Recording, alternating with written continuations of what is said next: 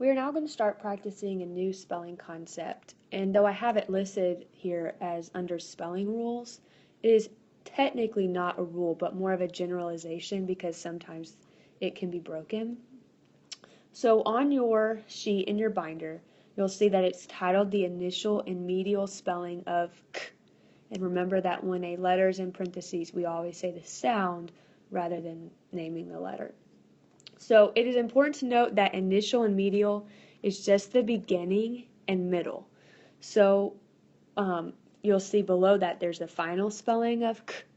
So when you're working with your students or your children on this spelling generalization, make sure that you start it off with this is the, or how do we spell initial medial k?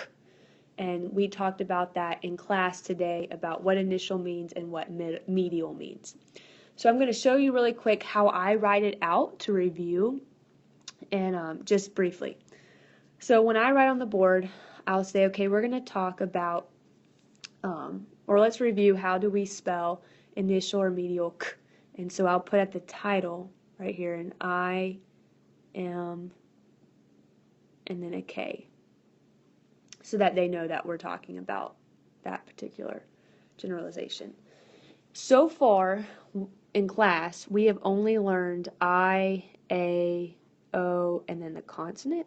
So what I did today was I said, okay, so when you hear a k and it comes before an I, we're going to spell that with a K, and then I underline it. When you hear a k before an A, O, or consonant, you're going to spell it with a C.